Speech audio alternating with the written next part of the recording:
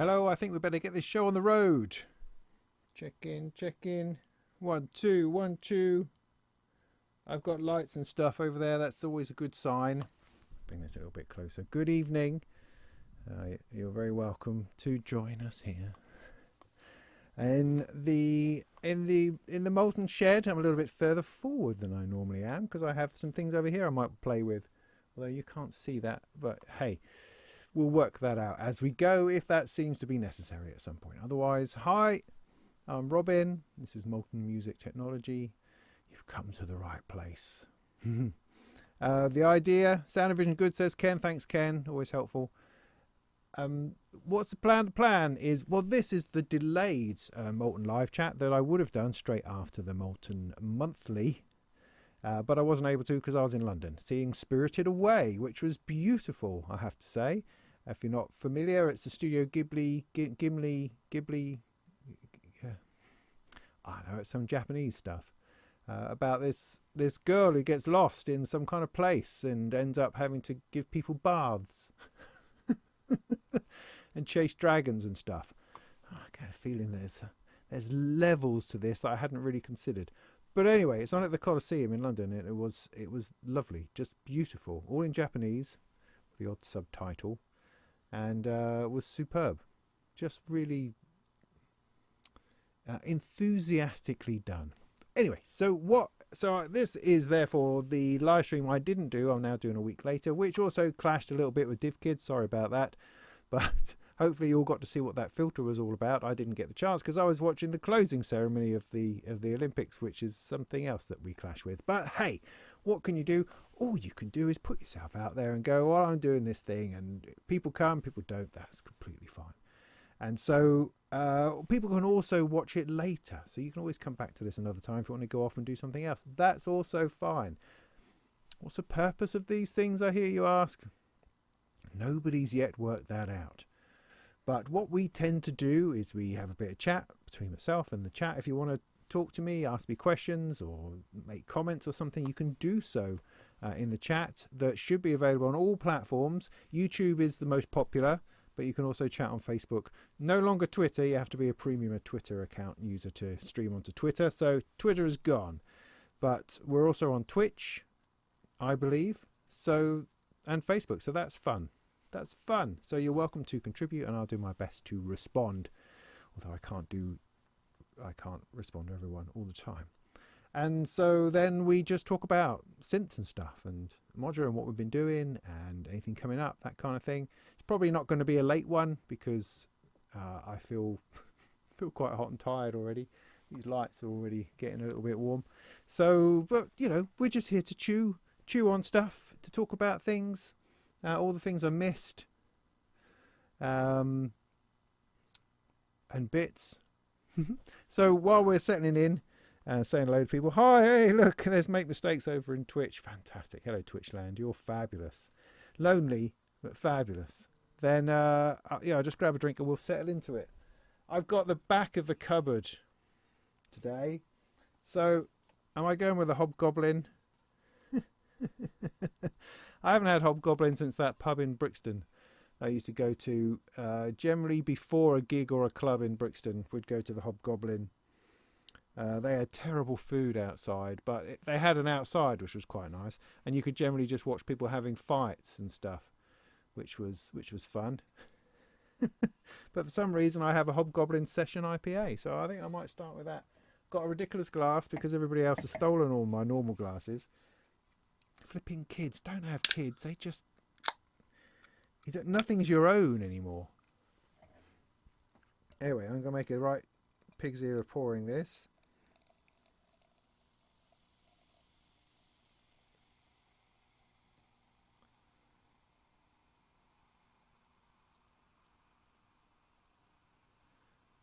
Favourite of yours, is it, Ken?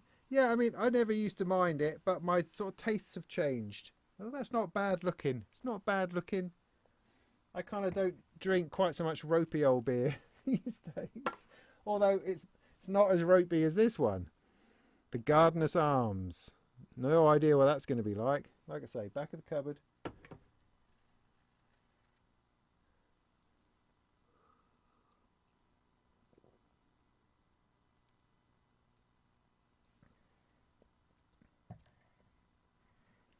That's not too bad. I'll remember to knock that over later. Right, so I suppose, well, hey, let's say hello to a few people. Hi, Ken. Hi, Jason. Good to see you. Dots, I saw you there in earlier. Les was drinking, was he? Oh, well, there we go. Kittens are the same, are they? Yeah. Yeah, maybe. How's the finger? Finger? Yeah. Finger is preventing my guitar playing at the moment. It's still pretty sore. I'm seeing going to a clinic on Thursday. This is the first time someone's going to have a look at it. My poor little finger is still fat and sore as well. So yeah, soreness all round. But what is nice, I have to say, is that I've been very well looked after by the NHS full department, the full squad, you could call them. Because when I went into A&E, just to recap, in case you're not aware of my everyday ins and outs, well, you'll learn this in a minute. But anyway, so I had, what am I saying? So anyway, yes, I hurt myself snowboarding. Snowboarding down the dry ski slope in Norwich. I fell over because I don't have a grasp of it. So I'm on the big slope now because I've almost there, but it still terrifies the hell out of me. And so as I'm trying to do everything that everybody asked me to do, the instructor guy said, do this, think that, lean there, put your weight there, turn that, do that. I'm trying to go through all of these things as I'm careering down this bloody slope. And I'm just trying to do the turn. As far as I can work out, what I think happened is I didn't really put my weight forward enough. I wobbled and I tried to compensate. So as I was turning to go onto another edge, I sort of wobbled back onto the other edge. That caught and it just flipped me straight over. And I put my hand out like an idiot, because you're supposed to sort of tuck and roll is the idea.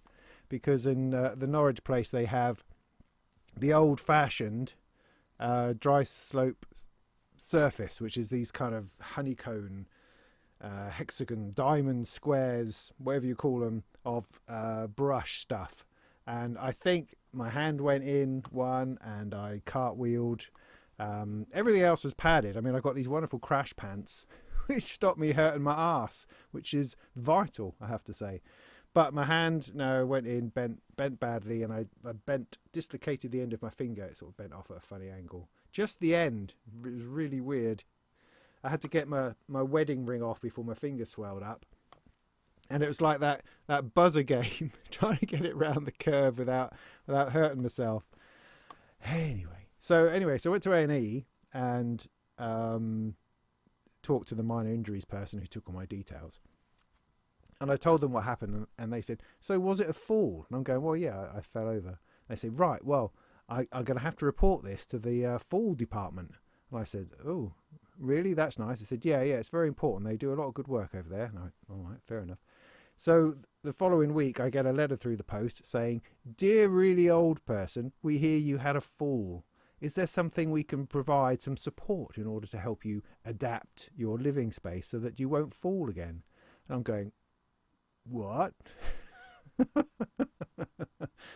And then they followed that up with a phone call a few days later where a lovely lady was saying, hello dear, are you okay? And I'm going, yes. Do you need any help getting up out of your chair? Because we understand you had a fall, love. You had a fall, yeah? And yeah, we need to make sure you're all right. I go, look, I'm all right. I'm not 86. I didn't fall out of my chair, reaching for me beer. I fell down a bleeding extreme sports snowboarding ski run, I'll have you know. And they were most perturbed. And so they but anyway, we had this really nice conversation. They said there's lots they can do, because you've had a fall. There's this whole bank of funding and stuff that comes in order to support me. They can do me a funny bath or handles on my door to get me in and out of the house. But there are other things as well, including like free gym memberships for physiotherapy and all sorts of stuff. So they've put me in touch with the sort of physio team, and with a bit of luck, I might get a free gym membership out of it because I had a fall. See, you've just got to make sure you do. If you have an accident, make sure you have the right sort of accident, and if you do, then there's loads of funding. I know the NHS is strapped for cash in some places, but in other places they've got pots of it and don't know quite what to do with it. And so, you know, make sure you have the right sort of accident, and then you'll be sorted. So yeah, so that's that. But it's still continuing. I can't. It's very frustrating. It's smelly, you know, but in quite a nice sort of interesting way, and is just a pain. A pain. Like I say, I can't play guitar. Lots of other things. Can't ride a motorbike at the moment because I need to be able to. I don't even know which hand that, you know, the clutch or whatever it is. You know, difficult and frustrating in the middle of the summer. But anyway, there we go. There we go. I don't know if there's a trip department. I fell, so I'm all over the fall department. Yeah, I'm glad it wasn't more serious. It could have been more serious, and I think ultimately,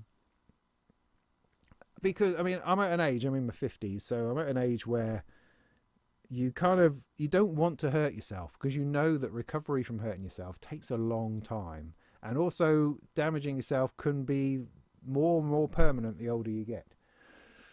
But along with that, you don't want to stop doing stuff, because if you stop doing stuff, then it's all over. You might as well book yourself into an old folks home and just sit watching the telly. And I don't want that. So you have to try to live and exist and do new and interesting things. At the same time, balancing that against, you know, the danger and risk element. It's tricky. It's tricky. Yeah. So I don't know that I'm going to be carrying it on. I think I mean, my two sons do it with me as well, and they've found it quite difficult. And this is nothing to do with synthesizers, of course, but hey, this is my life.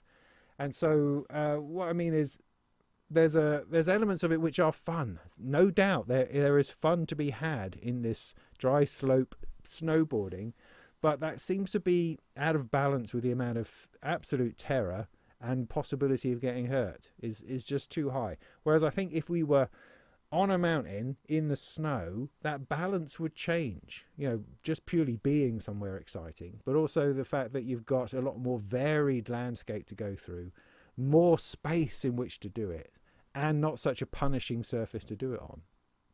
So I think what we're going to do is pack it in and save the money we spend on that to try to actually take a trip somewhere. I think that's the plan. So like I say, if anybody is a snowboarder out there and wants to take us on a trip, that would be great. Hey, when my finger's better.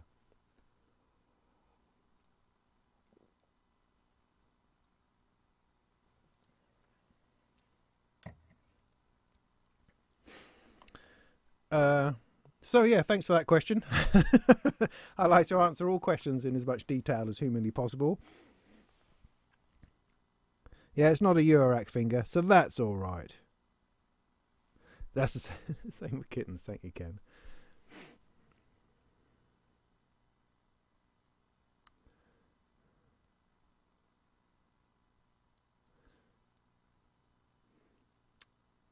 I had contact with the ground control.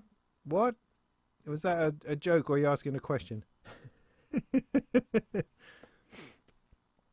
I haven't tried any rides in the Storm modules. No, I've spoken to your man at Rise and Storm quite a bit. He's come to Synth East and things like that. He's a nice guy, working really hard to do stuff. But I haven't had any of his stuff in, I don't think. I mean, I'm totally broke, so I'm not buying any modules this year. I had to sell a load of modules in order to buy a hammock, as you know. And I have the hammock, and it's outside, which is great. But all the other cash got swallowed up in stuff. I'd hoped to do interesting things with it, but no, it's all dripped away. So sadly, this year I'm not going to be buying any modules. I can only rely on what people send me to do new and interesting things, and I have plenty of those. Don't get me wrong. I have a back catalogue of stuff people have sent me to get through, so there's no worries there. But yeah, in order to try something, someone is actually going to have to send it to me. But I mean, I've got stuff. I've got the whole mixer thing from Board Brain sitting over there with all of the expansions, which is exciting. So I'm looking forward to have a go at that. What's in this box? I don't know. It's not even open. What's in this one? Oh yeah, no, that's another expansion for the Board Brain. Yes, that's why that's there together. Yes. So things like that, plenty to do. But just recently I've started on the ground control, which I have just here. and the Queen of Pentacles, which is interesting. I've been, the last couple of days I've been doing a review of the Queen of Pentacles. I can show you that by doing this, I think. Oh, something like that. There we go. There she is, Queen of Pentacles. Ground control next to it. Now, no. Oh yes, that's better. Oh, what have I done? I don't know if I meant to do that, but that will go with that. I don't know what that means. Oh, that's gone now. What's that one then? Oh right, okay, yeah. Well, let's leave it in then, you idiot. Right, so what am I saying? So yes, Endorphin sent me a few modules recently. The Milky Way, the Squawk Dirty to Me, and the Ground Control. And they're very interesting. And I bought the Queen of Pentacles a few years ago, thinking that it was going to be the perfect percussive solution for my Eurorack. And it wasn't, sadly. I didn't really get on with it. Now, I've just done a review, brought it back into life, and I'm doing a review on it right at the moment. And it's been really interesting getting back into a module that I'd previously put on a shelf because I didn't quite get on with it. And that makes me think about a few modules like that that I have shelved, and wonder whether it's time to come back to them. I think the reason why, I mean, I go into this in the review, which you can see, which I should finish tomorrow, and have up online. The reason is that it was just a little bit too complicated for me at that time. It was the beginning of my Eurorack journey. I was very much into, thoroughly enjoying the intuitiveness of all the one knob per function stuff going on, and all the surface level control you could have, how you could just plug in modules and it was working and happening and stuff. And with the Queen of Pentacles, there is that, but it's also more complicated than that. And it takes a little bit of learning to really get past sort of a level of frustration where you're going, I don't really know what I'm doing and where I'm going. And so coming back to it now, where my brain is a bit bigger and I'm a bit more experienced, and I have a better range of modules and tools to use, and also using the Milky Way and the Squawk Dirty to Me, is that I'm starting to grasp the Endorphins workflow and the way that things go. And so because of that, now bringing that to Queen of Pentacles, it's really opened it up as a module for me, so I can find my way in, I understand what it's doing, and can have a much better time with it. So I've been enjoying that tremendously the last week. I think I've been playing with it to get that done. The ground control is something that they sent me, as I say, which I've played with a little bit, and again, it's not as instant as I imagined it will be, but I can sense already that it's extraordinarily powerful, provided that I can learn the bits. That's going to be key, I think, with Endorphins modules. There's a little bit of learning required, which is good. That's no bad thing. I'm not saying that's a bad thing. I'm saying that it's just something that it requires of you, you know. So that is where I am with that. What can I?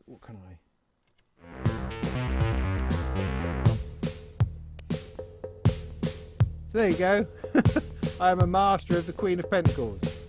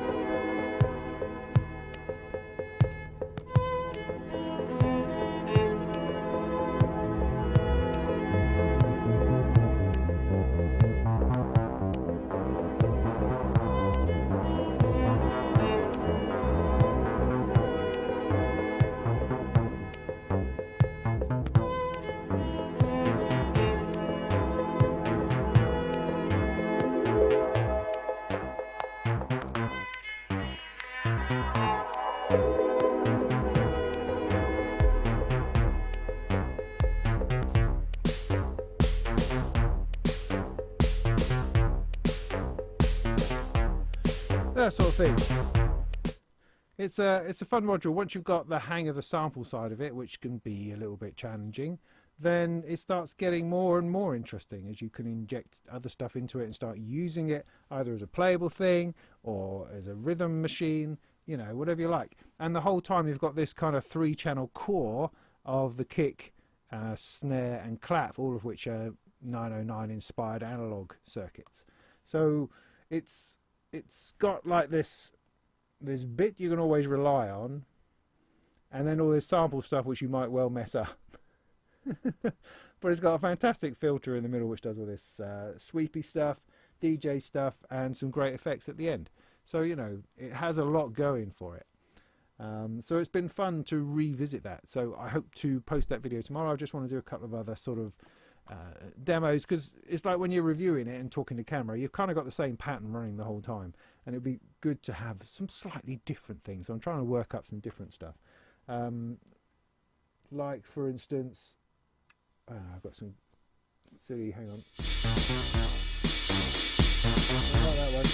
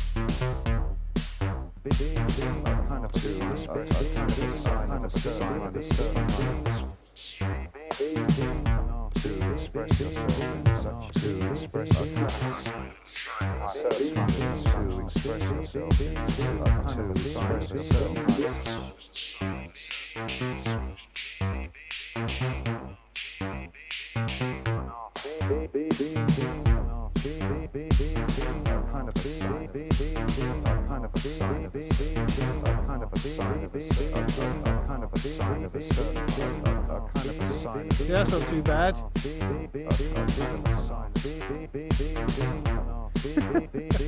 I've been trying to come up with something for using some kind of spoken word with it.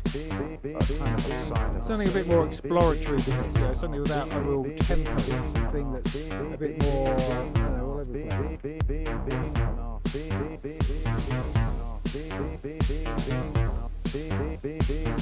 to express yourself.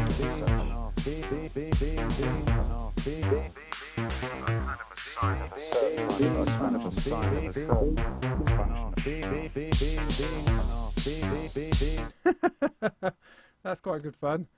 So anyway, I've just got to finish off some demos of that, and I will cram that into my video in order to break things up a little bit, and I should hopefully have that spun out tomorrow. That's the plan. Then I've got a lot more other work to do.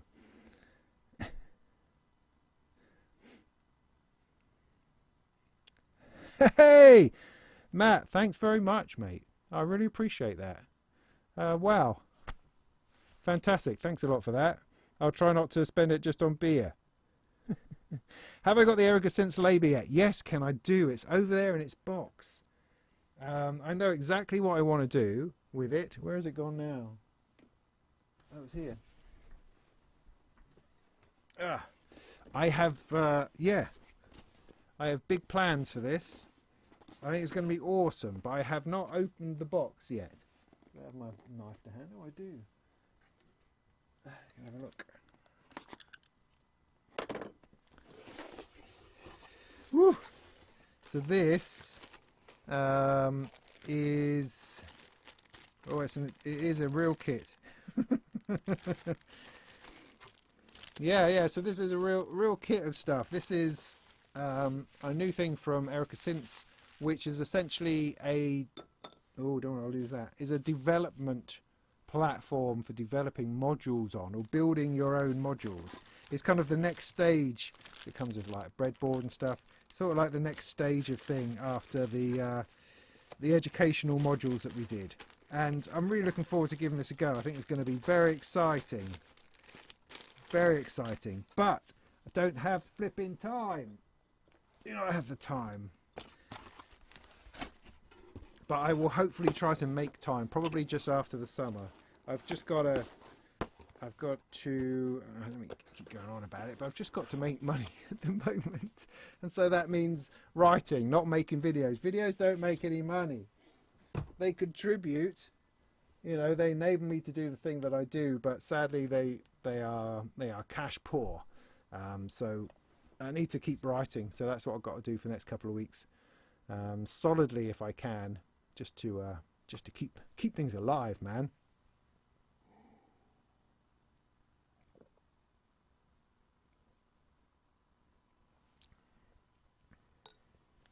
Put that over there, I think. So yes, but that will be something that's coming. That will be something that's coming, definitely.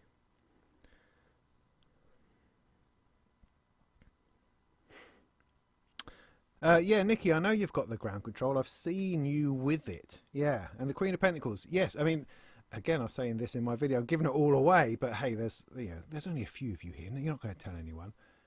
Is that one of the reasons I've come back to the Queen of Pentacles is because of Julia Bondar and that set she did at Brastronica. You know, one case of Modular, and was able to do a blinder of a techno set for like 45 minutes. And it really made me think about the choices in my case, you know, how much fluff I've got in there, whereas I should be having stuff that's really going to nail down what I'm trying to do. And something like the Queen of Pentacles, with its ability just to have that core rhythm section going on, plus interesting samples that you can do stuff with, is really interesting to me. However, and I think you might find this with the ground control, it's very, very intentional. It's not the sort of thing where you just go, oh, I'm just going to improvise a bit of stuff, plug stuff in here, plug stuff in there, you know, see how it goes. It's not that sort of module. Neither is ground control. It's very much, I'm going to program these beats and then get into that, and I'm going to have a chain of patterns, and I'm going to have songs, and I'm going to do things properly. Going to have a beginning, a middle, and an end, that kind of thing. And that's what I think works really well with. I mean, of course, you can experiment with anything and plug anything into anything, but it excels particularly in when you're intentionally writing music with it, as opposed to just messing about. That's what I'm finding. That's definitely what I'm finding. Your favourite module is the Bafako Onirai. Onirai. I don't know, whatever it's called. That's interesting. I have the kit. I mean, I've heard a couple of people talking about building it. And apparently it's a really big build. And as I say, I've got the kit, so I want to build it. But again, it feels like it's going to take a load of time. It's like, but hey, we fit in what we can. We fit in what we can.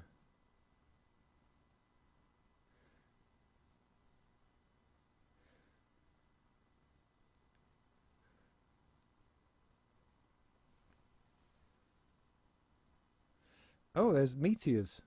Oh, it's Day of the Triffers again, mate. Don't look at it. Don't look at it. You'll be sorry. Don't look at it.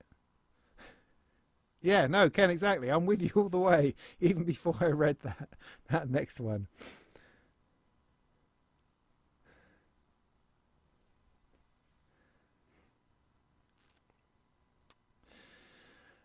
Cool. So what should we do now? So what else are we talking about? What other thoughts do we have coming up? What do we all think about the Muse, the Moog Muse, which I knew about before my Molten Monthly, but it wasn't released at the time I was having to shoot my video, and I don't have one or anything. But I wasn't able to include it in these. It sort of came out later after I'd done my thing. But of course, it was the internet was awash with demos and people and stuff. Similarly with the Labyrinth, kind of earlier in the month, these big launches with these tsunamis of videos. It's a thing. It's becoming more and more common. Moog didn't used to quite do it like that. They were a little bit more in the past selective. Is selective the right word? I don't know. They would put out these interesting videos of themselves that they curated with sort of really big artists and interesting people, rather than sort of a smattering of YouTubers. But hey, I mean, I guess they're trying to save money these days. I wonder whether that's a positive direction. It's really hard to know. I don't know. I keep flip-flopping on it. I don't know quite where I stand, because I'm obviously involved in that sort of thing at the same time as not really liking it, but also understanding that it's important, you know, because marketing's important, obviously, and YouTubers want to be involved in that because it's going to garner views, which we want, obviously. So is it a win for everyone, or is it just more of a win for the company that's selling the stuff because they're no longer having put any effort into marketing themselves? And does it create this multiple tiers of YouTubers because some are probably getting paid for their time and others are not? Are any of these things important? Does it make a difference to your attitude to a product if it comes delivered, if its announcement is delivered with this huge whacking great load of videos? Is that important? Is it okay to do a video later? I mean, I hope it's okay to do videos later, because I know that I've missed a lot of launch deadlines that I could have been involved in with all sorts of products. Ones which are annoying me at the moment is the Plasma Voice, the Game Changer Plasma Voice, because that's awesome. Must do a video on it. Can't find the flipping time. Also, the tetrachords here from Cycle Instruments, a fabulous, wonderful sequencing thing that I have not yet had the time to put in. Frustrating. I've had the Qubit Mojave for about 2 years. You know, it's not working, is it?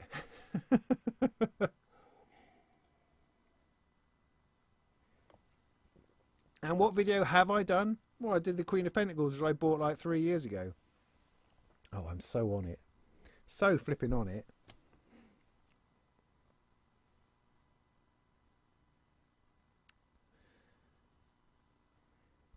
Yeah, the Board Brain Mixer. Yes, I know. I haven't got the space, let alone the time for that. But I will get to that, because that's a sound on sound review. And so therefore that gets priority, because I'll get paid for it, you know. Woohoo! The Muse is too expensive, says Keith. I would agree. I mean, when we first saw that leak, and we saw it at the Super Bowl thing, and we saw that Andrew Wang had one, I thought, wow, maybe this is the accessible polyphonic Moog that we've all been waiting for. Because the Moog 1, fabulous, beautiful, wonderful, legendary machine, iconic, all those sorts of things, but massively expensive and too huge and out of most people's reach. I thought they were going to do, a sub 1,500 quid, £1,200, polyphonic Moog. That's what I thought it might be, but no, sadly not. Sadly not. So we're going to have to stick with our Turias and our things like the Take 5 and those sorts of synths at a more interesting price. Yeah, I saw that Aquatic Borealis that Ben Jordan's just gone falling in love with the Polybrute 12, which is great. Yeah, I think that's all right. It's the perception in our heads, I think, as YouTubers, is that we need to be first. We need to be in that wave. We need to be talking about it all become irrelevant. I mean, I certainly know that sometimes I don't get the views on videos that I imagined that I would, because perhaps I'm late to the party. But I don't know what the answer is to that. I mean, my feeling is that companies should always do their own marketing. They should always do their own video, because not because of me, of course, but when I'm doing my Molten monthly, I'm trying to find videos of products that I can put up, behind me as a backdrop. And whenever the manufacturer doesn't do their own video on something, and I'm having to take somebody else's, that feels wrong to me. There should always be a video from the manufacturer telling you what the product is, and giving you a demo without talking, or at least bits of demos without talking. Talking all the way through the video makes that a right pain. For me, I'm talking about purely for my own, doing my Molten monthly thing. So I think if if all the marketing's pushed onto YouTubers, I think that's a shame. That's almost laziness as opposed to anything else. They've got to be able to do their stuff. I mean, all this reminds me of Dan, your Behringer guy, who sadly passed away this last month, which is just crazy. He was a nice guy in a strange situation, but anyway. I just thought of that, and I wish the family and friends all the best with that. What a terrible thing to go through. Anyways,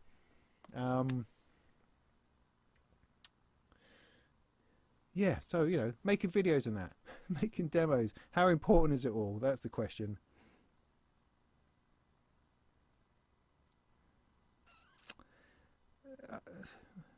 Do you really find promo videos cringy? Sorry, I'm not supposed to say cringy anymore. My kids would kill me. I don't know. I mean, they're hit and miss, aren't they? I mean, you can do. Some companies like to do the focus, someone performing massively, enthusiastically on their thing, and a big sort of 360 camera going round them, and the lights and stuff. Roland liked to do that kind of stuff.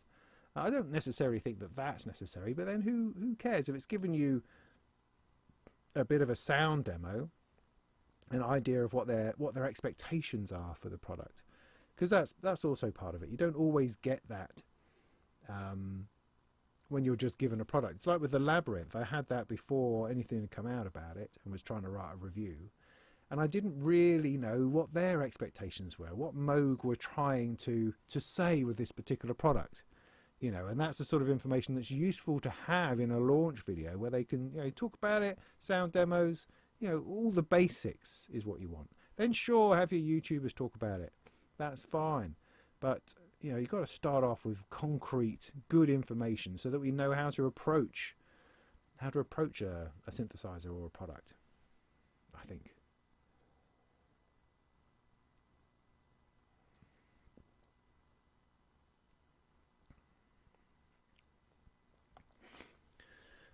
Dr. Mix and Matt Johnson, where you going for the high end?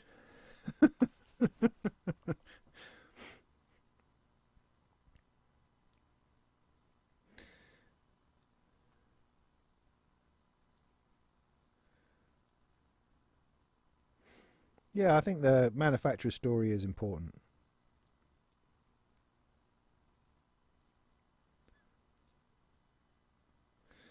Yeah, Jason, long-term reviews after firmware updates. Yeah.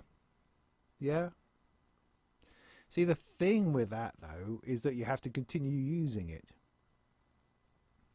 And as a reviewer, that's difficult. Not everything gets to stay around, because it can't. You can't. No one has a studio big enough for all this stuff. So, yeah, but it's a nice thing to do if you can, absolutely. It's good to see that. But then you've got to ask yourself, are people looking for that? But then people are always looking for products, aren't they? Always looking for stuff. It's an unanswerable question. You're never quite sure.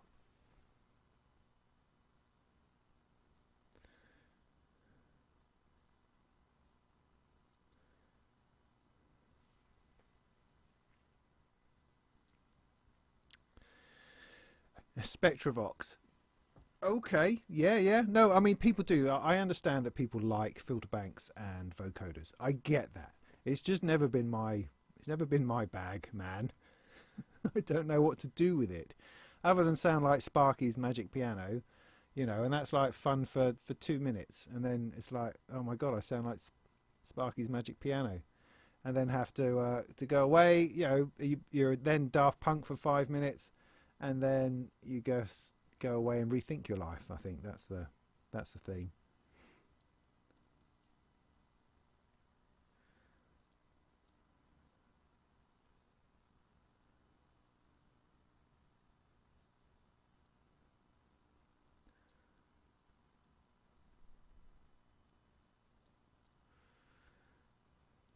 Yeah.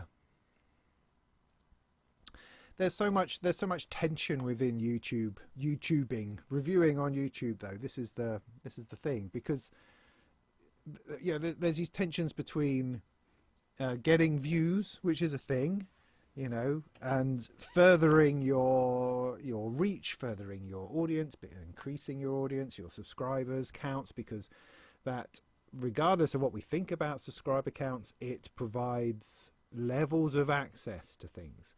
If you're just a person who's making music with their own stuff and you make a video about the product that you're using, that is fine, and those can be good. But because of your level of subscribers or your level of views, normally those sort of videos are not necessarily going to be found or seen.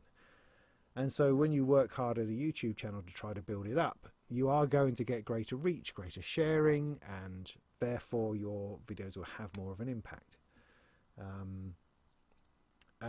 But that means, in order to keep on achieving that, you need to keep on making videos and keep on pushing that kind of vibe. There's the other thought that if you're someone who's professionally reviewing, then you build up a body of work and a body of experience of doing that, and you become more familiar with comparing things. So hopefully the sort of this oh, hang on a sec.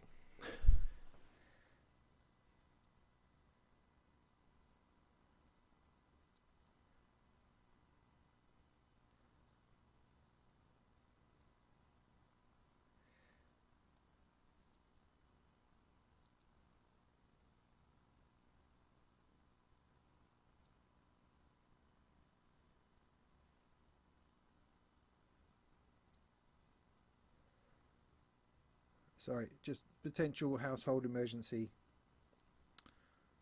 Okay, I think we're all right.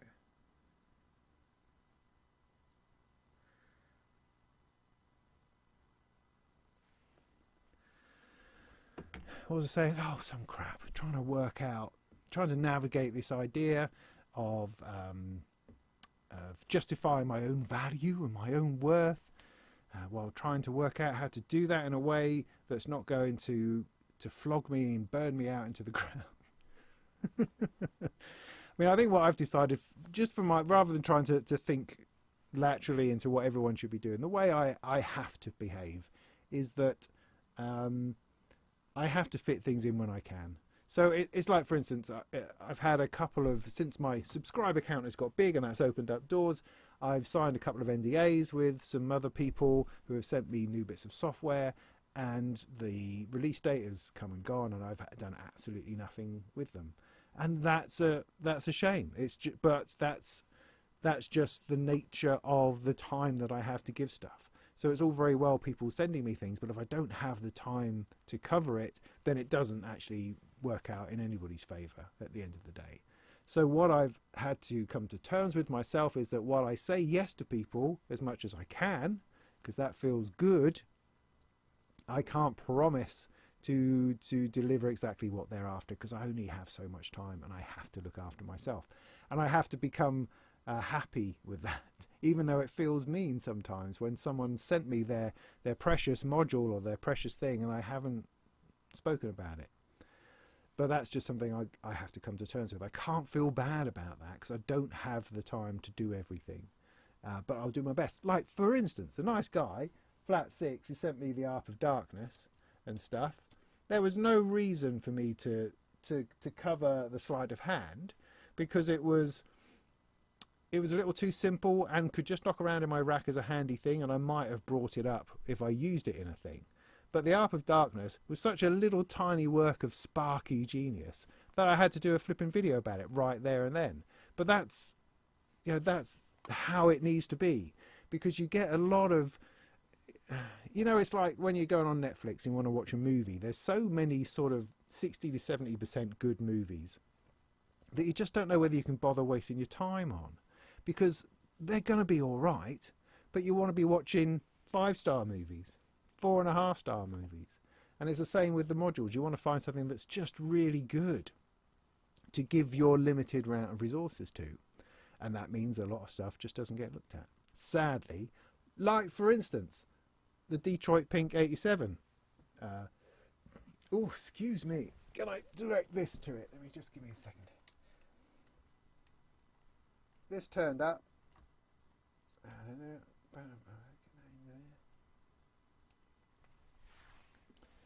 We'll take all of these out.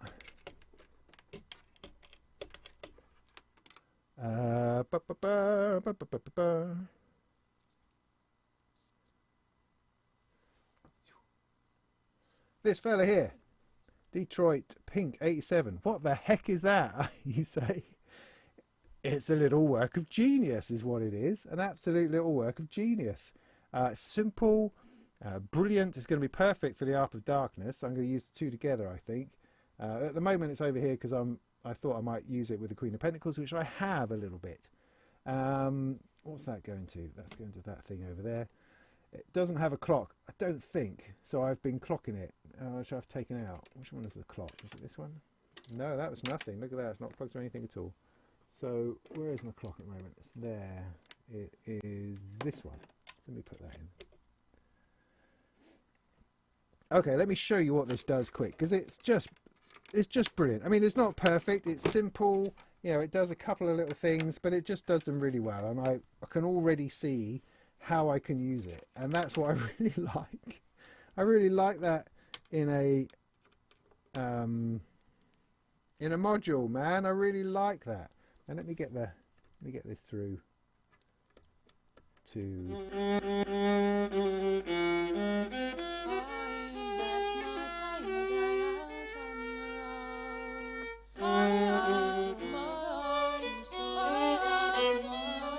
A bit of Eliza Carthy there for you. God, I love Eliza Carthy. Well, anyway, what was I doing? I was trying to get to the right bank.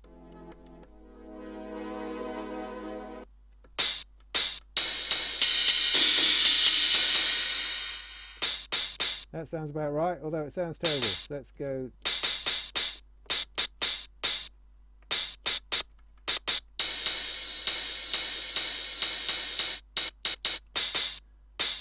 That sounds quite so big. What have I done? Oh, it's this, isn't it?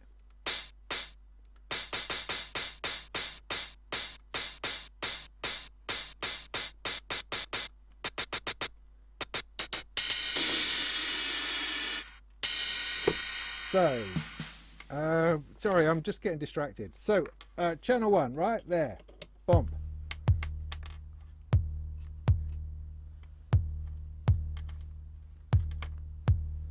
Channel 2.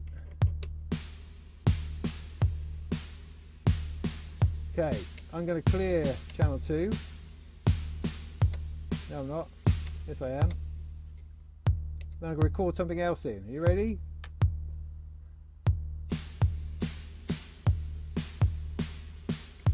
Oh, terrible quantizing. Maybe I want to do this. What I want to do, actually, let me do this the other way.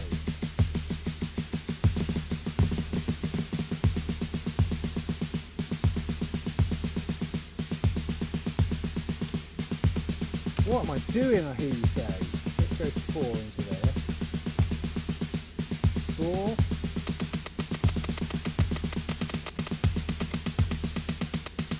Okay, back to 2. Clear that now. That's better. Back to 2.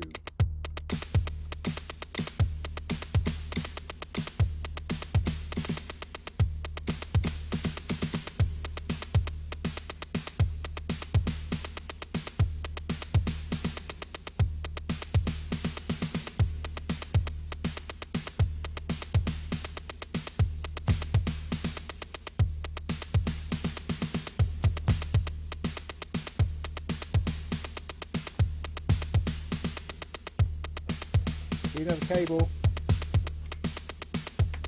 Not that one. Not that one.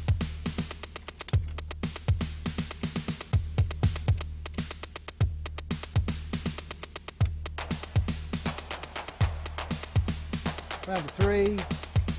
Clear it.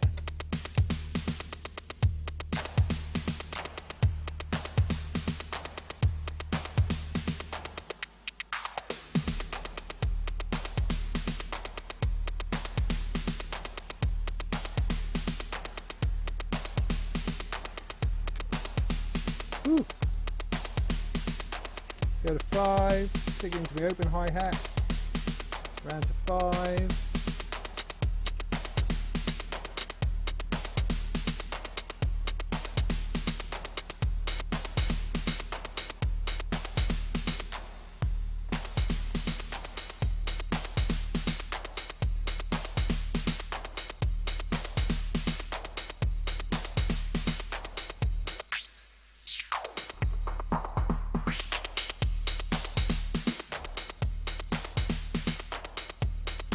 Do you get the idea? Now if I have the other clock plugged in, I can add some fills.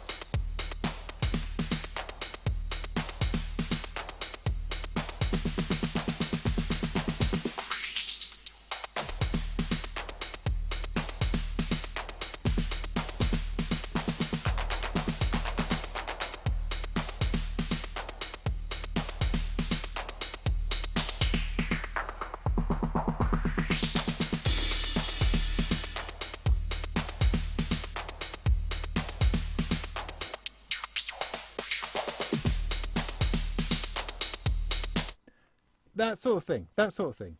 And this little fella here is just the simplest throw in a pattern. I haven't quite worked out the quantization side of it yet, as in exactly what it's doing, but you obviously need something to play along to, otherwise you just go all over the place.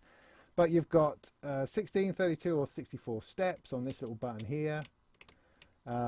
This, you've either got it in record or jam, so you can just play along without it recording, or in the middle it clears it. And you've got dial for 1 to 8, so you can write drum patterns. I mean, obviously one pattern, there doesn't appear to be any sort of saving loading business going on, but you can, what I like about it is the fact that I can just tap in gates or tap in triggers, and I can use that for running a synth, I can use it for running drums, I can use it for running filter envelopes, all that sort of stuff. It's something that the Bastel Pizza does really well.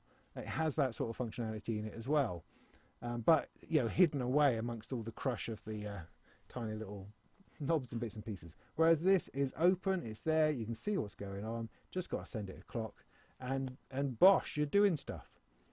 It's great. And combining it with something like Queen of Pentacles, where you can put in these rolls, it just works brilliantly. Maybe sending it through the particles would be a good thing. I don't know. But you know, suffice to say that I'm going to be doing a video on this because it's fun and exciting and I'm into it already. So I will definitely be doing something on that way before any of the other stuff I've been sent that I should be doing videos on from ages and ages ago. But I'm human, you know, and I get excited about simple things. I get excited about particular modules, and so I want to do something on them because I want to share that excitement, that level of excitement, and that therefore it doesn't feel like a job, doesn't feel like I'm doing work. It feels like I'm doing something cool and helping somebody out who's because you know, I believe that my videos help people out, you see, and helping out a little guy who's done a little thing. He's probably a huge guy, I don't know, I've no idea, I can't even remember speaking to him. I don't even remember when it turned up and going, I don't remember, what is this? But there you go, such is my life, and particularly when it's the summer holidays, because I'm being dragged all over the place, getting people to places or going to things, you know. This is a very roundabout conversation I'm having with myself.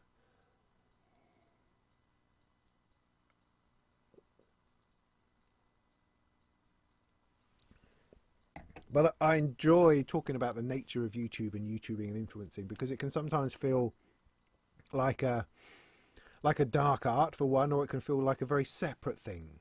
You know, how do these people get this stuff to do this thing that they do? They get free gear, for God's sake. How is that possible? And why should they get it? And all those sorts of things. And what do they know about anything anyway? You know, all of those are really good questions, and I'm more than happy to talk about all of that stuff, because you know, it's a cautionary tale.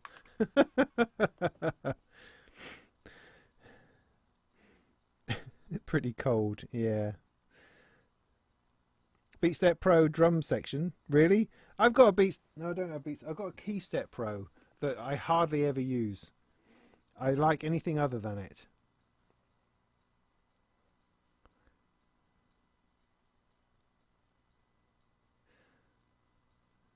Thanks, Kissing the Machine, I think.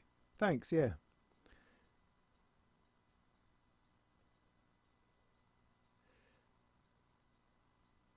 Yeah, yeah.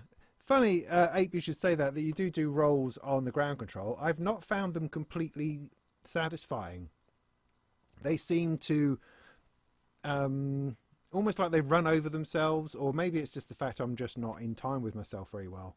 I find those note repeats to be a little bit hit and miss. I mean, as I say, I feel that Endorphin's products need practice as much as anything else.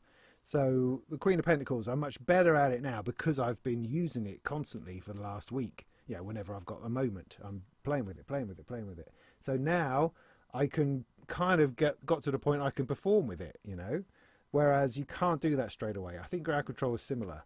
I've had a stab at it. I mean, obviously the first thing that trips you up is the fact there's not a row of 16 buttons. It's a row of 14 buttons. And you're going, what? Why do all my patterns have holes in? And why is this step not the right step it's supposed to be? You know, little things you need to learn in order to appreciate it and use it properly. And then you've got to go into that sort of button foo of how long do I hold that button in order for it to enable the thing I'm trying to get. You know, I don't want that first level of touch. I want the little slightly longer hold, but not the really long hold, because then that does something else and it then goes to the menu you weren't expecting, so it doesn't do the thing that you thought it was, and it always goes away from that page whenever I'm trying to get. So, you know, practice is what the ground control requires.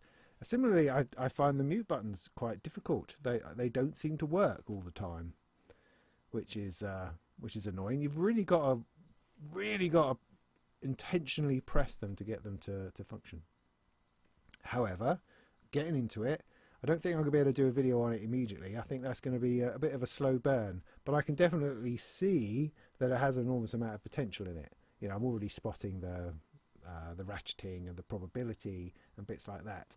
At the moment, I've just written a bass line and a drum pattern. That's it. That's it so far. We'll see how we get from that.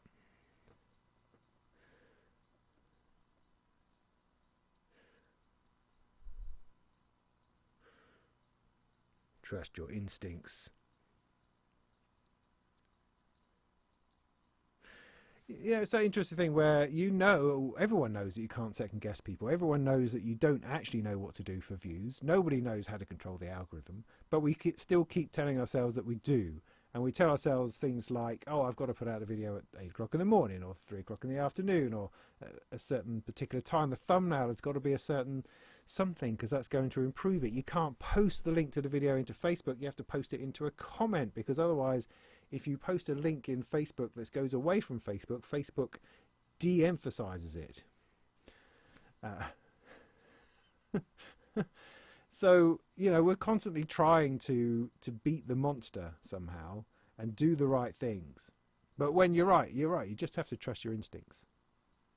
I just wish that one's instincts made you more successful ultimately. That those things were rewarded in the size of your house and the flashiness of your car.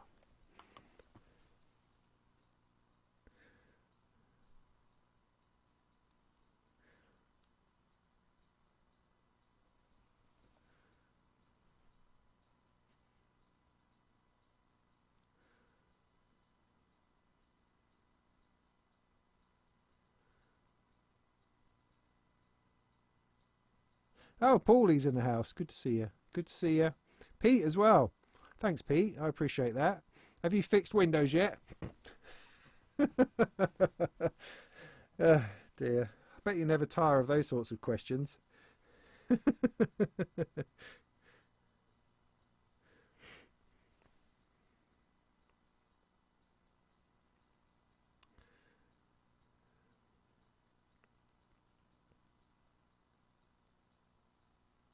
Committing stuff to muscle memory, yes.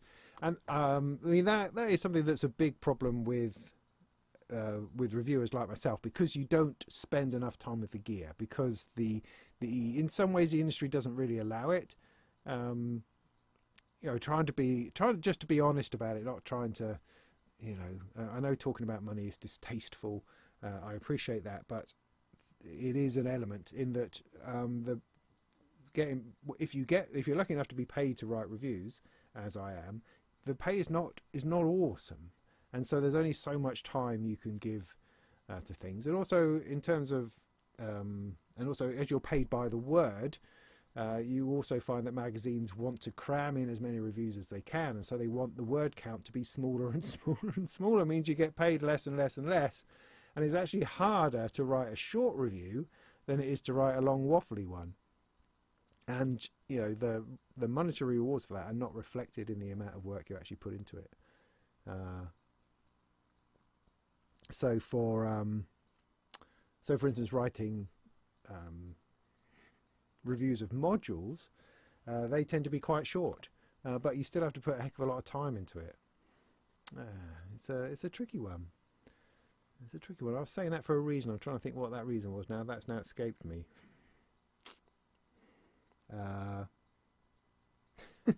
Oh yeah, muscle memory. Yeah, so often you just don't get the time to spend with a particular product unless it's one of those things which is going to occupy your rack and it's actually going to get in there somewhere where you can start using it. But something that's I've definitely, I mean, the Queen of Pentacles is a good example of something that I've come back to after a long time that I haven't used.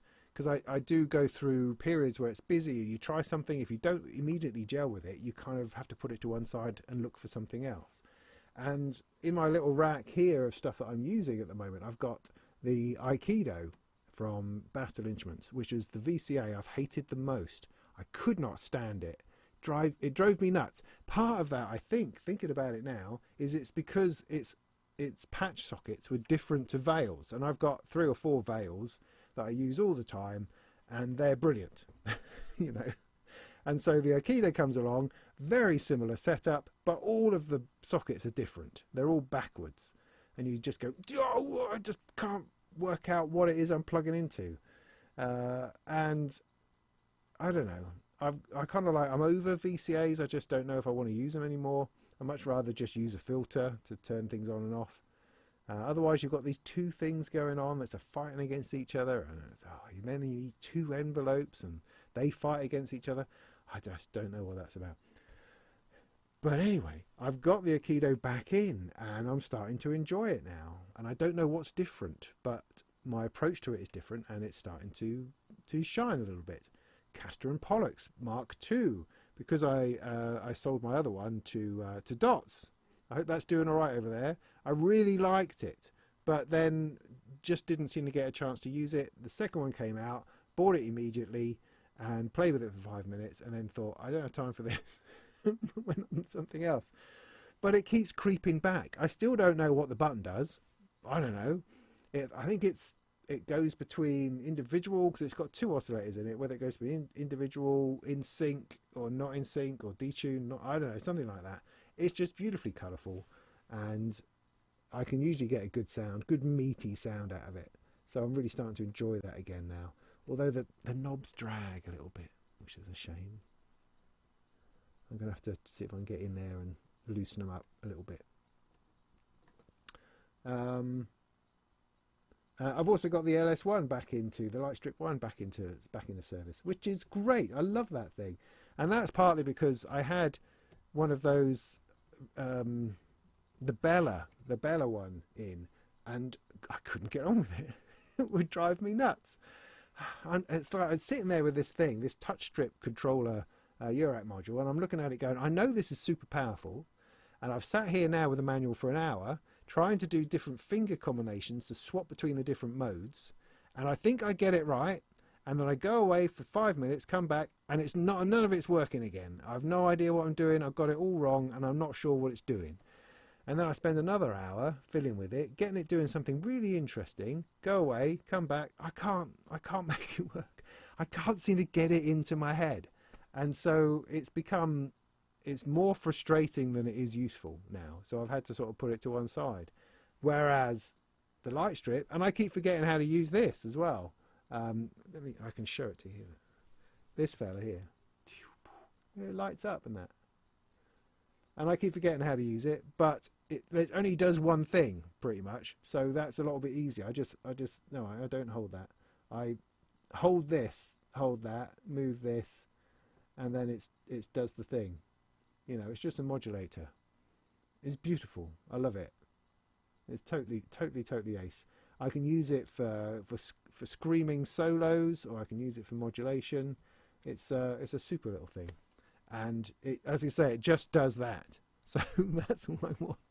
I'm not having to go through various modes to try to find my way into it.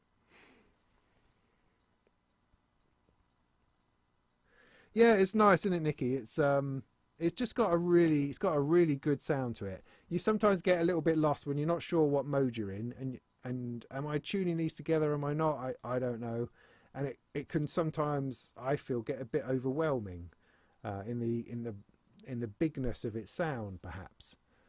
So I tend to use it. Like at the moment, I've just got Sawtooth up and a sub, I think, because the temptation is to turn everything up on it, and I think that's a mistake. It just gets too chewy, too much. It takes up too much of your sonic space within your mix, I think. So just turning it down a little bit is definitely worthwhile.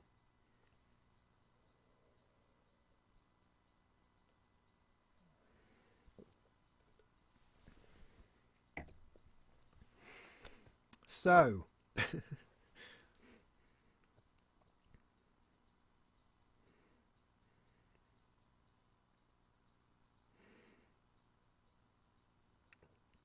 yeah, muscle memory, that's what we were talking about. Yeah. So yeah, I absolutely agree, and I think that the endorphin stuff leans into that rather, because they do have some quite quirky, quizzical, mystical menus, and so you kind of have to know what you're doing, otherwise you're just going to be scratching your head. You're not going to be able to intuit your way into it, I don't think. So yeah, but I'll have more videos on endorphin stuff over time when I can get to it, because I've got the Milky Way, as I say, and the Squawky one, which are both kind of the same platform, but they do different things. So those are quite interesting.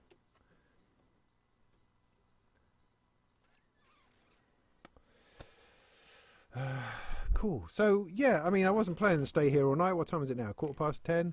That's probably all right. Do you think we've probably had enough? I could try to pull off me David Bowie Queen of Pentacles demo. No, I'm going to try to give that some proper thought, I think.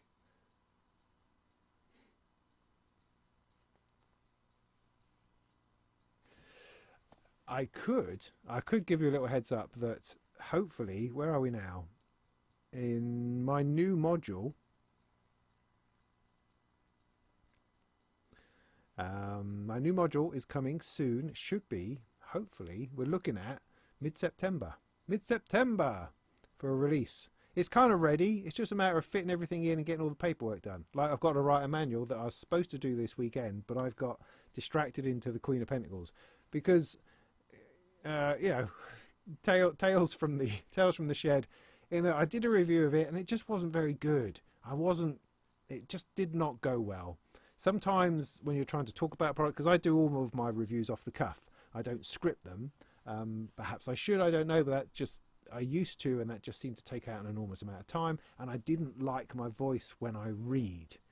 So I decided, that's it, I'll just talk. I'll just talk. So, yeah, I sit down with it after having played with it for a lot of time, and then go through the functions and talk about it and that kind of thing. And it was just not going right. So I kind of lost half a day of filming because I had to do it again. So my plan was to do the video on Friday and then have the weekend to write the manual on my new module, so that Manu at Bafako would be a happy man on Monday morning. Sadly, Manu's not going to be very happy. He's going to be a little bit cheesed off. But because the Queen of Pentacles took much longer, to review. And also, as I say, I kind of got through the review and I was using this single pattern and it was all right, but I just kind of feel that it wasn't really showing it off. It's all very well talking about it, but you want to kind of hear it do stuff. And while you could hear all the sections and I could explain all the bits, it needed to have some good, half decent anyway, little jams to go along with it. So that's what I've been working on. But in order to do that, I needed to find some samples to use, and that was terribly hard. I went on this, and like I had 2 hours on Saturday night, trying to find what I wanted was just some awesome quotes about anti-fascism. Because I have an inner activist, right? Harking back to my marching days, and I wanted to find someone like someone like Sparky, what's his name, Chomsky, or some philosopher talking about tolerance and free speech and fascism and those sorts of elements. I wanted something juicy and interesting in order to put down as a spoken word samples within the Queen of Pentacles in order to then riff off. I thought that would be fantastic, and of course it would be picked up and become viral, and I'd be famous all over the world for my anti-fascist song. But I couldn't find anything. Couldn't find anything usable anywhere. Drove me nuts. So, but I've come up with a couple of better things now. A bit of Eliza Carthy, that's cool. I quite like that. Just some nice synthy pads. I might have to change them around a little bit because I kind of still need a hi-hat feel in there somewhere, because the hi-hats are in the samples. So I need to sort of cut it down to sort of maybe 2 samples or 3 samples and then 1 hi-hat or tambourine or some kind of high-frequency percussion in there to add that in. So I've spent wasted a lot of time looking for samples for that. But that is just the nature of things. I mean, funnily enough, I've been thinking a lot about samples recently because of thinking of coming up with a bit of a sampled instrument to offer out into the world. Because I mean, I know this is something that other YouTubers do, that people offer on Patreon, is sample packs and sounds and stuff, and it's something that I could have been doing for a long time, and kind of feel I should, partly because it's a cool thing to do and it's a good thing to offer patrons and stuff like that, and potentially people would buy these sorts of things if I could actually put them together. But also I have access to things, and I'm aware that I have access to things that make noises that perhaps other people don't, and it would be good and useful for me to capture a bunch of samples of these things so that other people can get a bit of a flavour of them in some kind of instrument. So that is definitely a plan, and I want to be working on that pretty soon. So I'm just starting to get into sampling, which is something that I haven't done in a long time, as in sampling things. I don't mean recording or sampling, I mean taking samples. So for instance, the disting may come into play with this. I haven't looked into this yet. I'm on the cusp of looking into it, but when I did the review of the Disting Disting X, it had this ability, did it not, to create sample instruments just by plugging it into something. You could set it going and it would do all of the business. So something I want to look into immediately is, can I take the sampled instrument out of the disting? Is it in a format which is easily translatable into something else, or are there simply WAV files in there that I can take and then use? Because the problem with creating sampled instruments, is that it's very time consuming, because you have a lot of samples and a lot of arranging of those samples within an instrument to make it interesting. So something like the disting was kind of doing it automatically, and that was brilliant. So if there's a way that I can take the source material out of the disting after I've sampled stuff and stick it into a software instrument, missing out lots of the steps, that would be fantastic. Now, Ken, you'll know that, won't you? You know the answer to that, surely.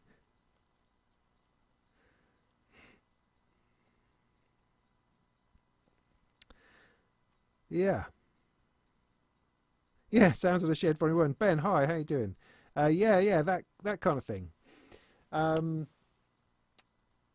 Yeah, I think that's worthwhile. I think it's worthwhile for a lot of reasons. You know, it taps into the stuff of something that's mildly unique because I've done it, and it will just be however it is I set the thing up. And it could potentially be useful for people to actually use it as a thing. Um, and hey, people might pay money for these sorts of things. So all of those are very positive. So I'm definitely going to try to give that a go. You've got an S2000. I've got an S2000 T-shirt from the release that I got from the rep who came round turnkey. Never had the real thing though. Although I did have to teach people how to use it, which is quite not about the blind leading the blind.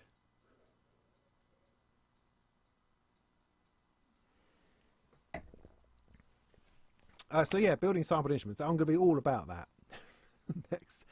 They will be pretty lo-fi, I think, and pretty simple, at least to start with. Maybe I'll get better at it, but I just imagine the amount of time it's going to take. So the idea is for it to take no time at all and to charge the absolute maximum I can for it. That's the plan. That's definitely the plan. But I mean, simple things like, for instance, I've got lots of different oscillators. Why don't I take samples of those? Because when you put it into a sampled instrument, you can then play them as polyphonic, which is nice. I think there's a temptation to try to make weird sounds, whereas I think it might actually be more useful to have quite straight sounds, which you can then add effects to. I don't know. You see, what do I know? Who knows? But I have lots of ideas about it anyway, so we'll give that a bit of go. Definitely things like the plasma voice definitely deserves a sample pack. That'll be a premium one though, because I think that's quite groovy.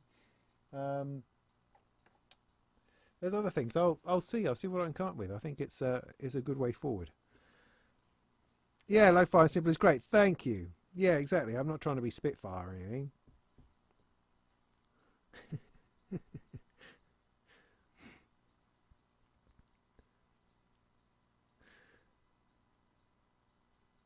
Oh, you can't see me? Oh, bugger. I am sorry.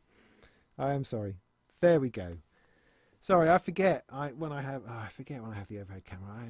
Shall we do it all again? Shall we rewind half an hour and do it all again? No. But thanks for saying, someone. Thanks for saying. Yeah. But hey, you don't need to see my face. You don't need to see my face. So yeah, I mean, it's something also I'm working on a bit with Paulie from Magical Synth Adventure. I think we might sort of put a promo sample set together and then promote each other's samples, that kind of thing, because it's a cool thing. I think it might be good to do that. See, if I open another beer, it will be a disaster. So yeah, so that's good. So yeah, Paulie's encouraged me to do a little bit of that, so I think I will. Just got to fit it all in.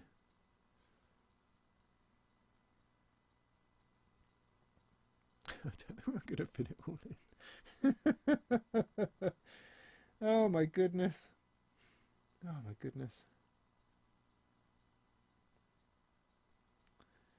Well, you can only do what you can do, can't you?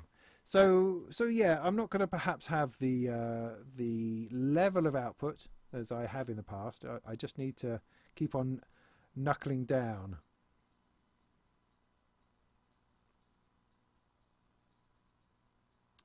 Yeah, clear stuff and then other stuff.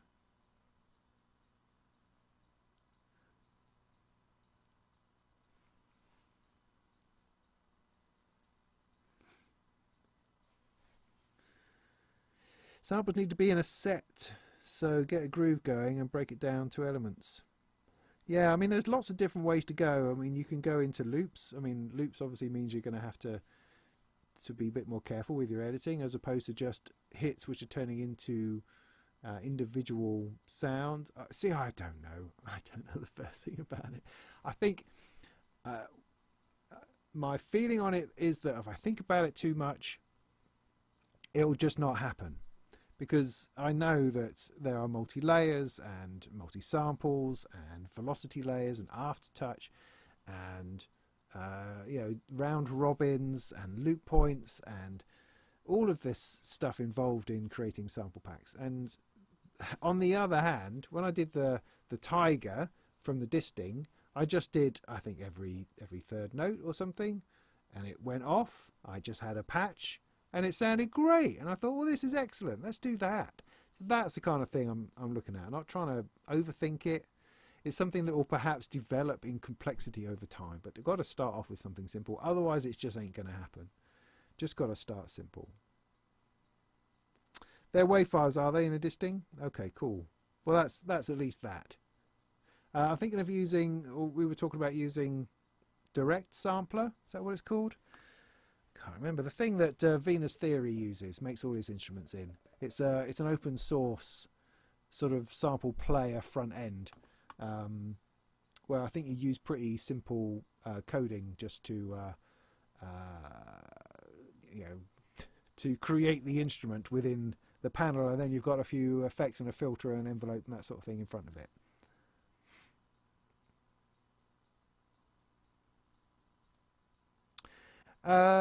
Difficult. No, it's not that I'm trying to be less active. It's purely that that we're sort of broke, so I have to. I just have to work. I can't. I have to just keep writing and doing the stuff that pays.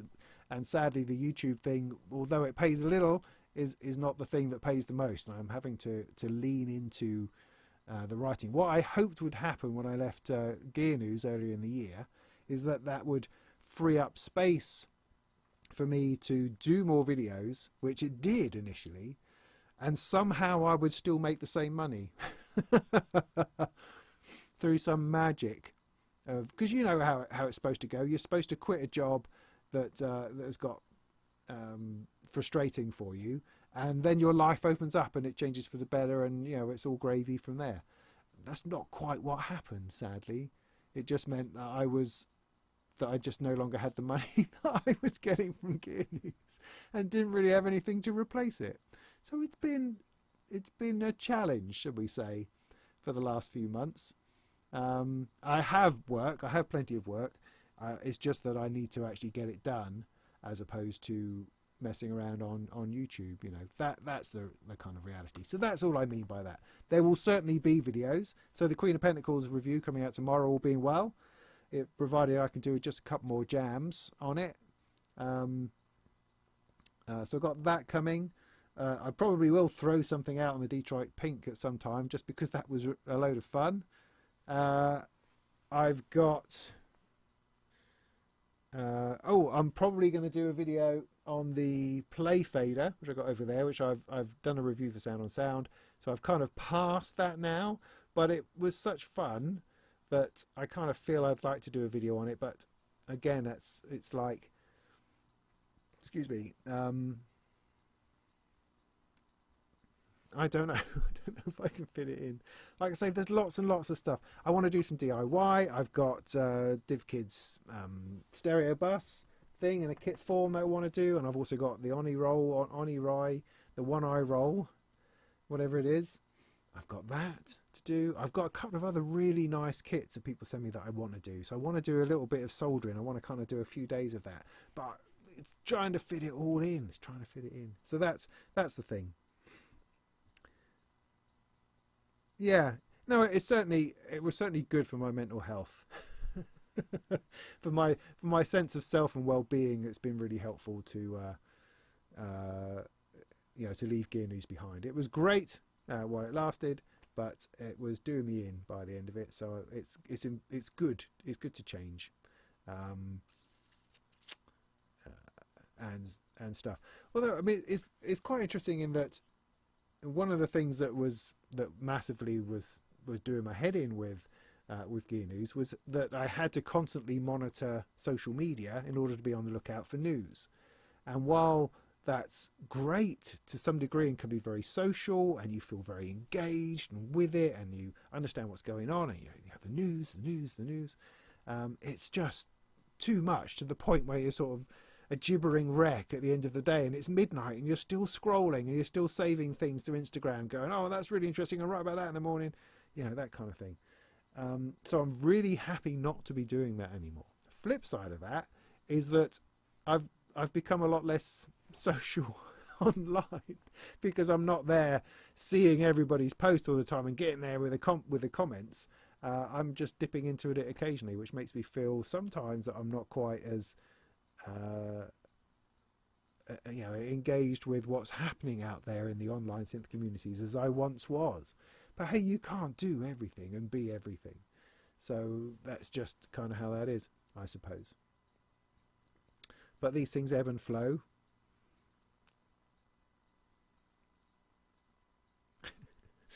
And reducing my phone use or scrolling use and that kind of thing is no bad thing. Whereas at the same time,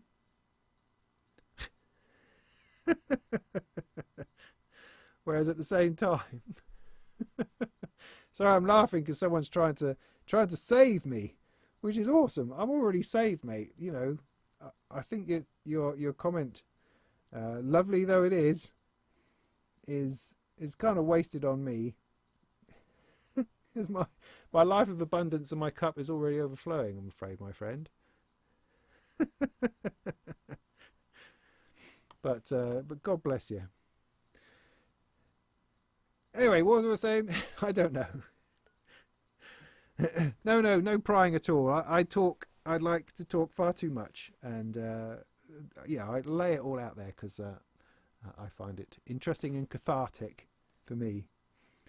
Everlasting beer. Well, one hopes that there is fermentation in heaven, doesn't one? Because, Jesus liked a good glass of wine and a glass of the good stuff as well. He didn't, go for the watered down crap. No, all the good stuff. So hopefully, yes. I'd like to think that there's a very long bar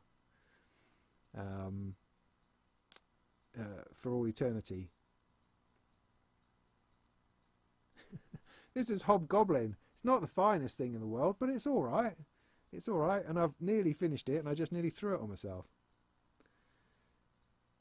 No, says Ryan. No what? Oh, what? No, there's no beer. Is that what you're saying? Do you have a special line to heavenly things?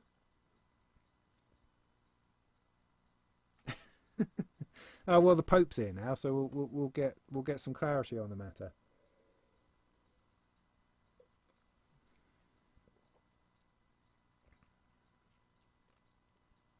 Well, I think I should probably draw this to a close then.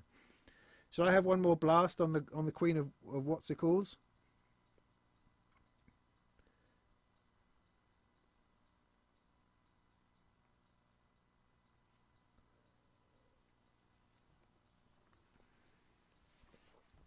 Oh well, I didn't get any more answers to the meaning of life, sadly.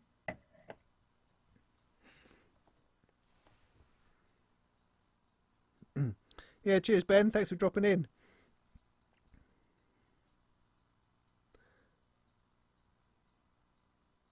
Oh well, that's good, Ryan. Thank you very much for that. That's confirmed then. Good. So yes, so thanks very much for joining me this evening. For those of you who are just turning up, sorry, I'm about to nip off now, but you can always rewind and watch it from the beginning. I'm sure I said some devastatingly fascinating things which are going to change your life. That's good. That's helpful. So I'm going to toddle off and go to bed, I think. And tomorrow I'll finish this Queen of Pentacles review with some fabulous little jams that everyone is going to be very impressed with. And everyone will go and buy one. That's the idea, isn't it? So it's really great to see you, everyone. It is actually. It's genuinely thrilling to come and do these little live streams because there's a bunch of people who often turn up. And it's really nice to see you, and I appreciate you coming along greatly. I really do. I do wish you all the best for the holidays, for the summer. Don't get too burnt. Keep making music, stuff out there. It's great. And we'll get stuck into things after the summer. I've got lots of exciting stuff to come. There's synths, you know, it's only really around the corner. There's music I want to do. I'm gonna one of the other things I'm trying to fit in is actually using this bloody tape machine which is up here, which is probably, I don't know, been eaten by weevils or something while I haven't really noticed. So much. My cup does overflow. My heart bursts with everything.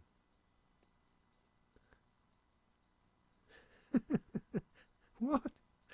Yeah, and all that. So yeah, let me play with this. I'll play you out with the Queen of Pentacles. I'll stick that back on. Oh no, I won't. Shall I? No, I don't know. Anyway, yeah. So I'll say cheerio, and I will speak to you soon. I'll try to squeeze in a Molten Monthly at the end of the month and see where we are then for another live stream, looking into everyone going back to school and stuff. So let me see if I can work this out. Lots more exciting things to come. As ever. What's going on at the moment? Yeah, it's a bit kind of electro, isn't it?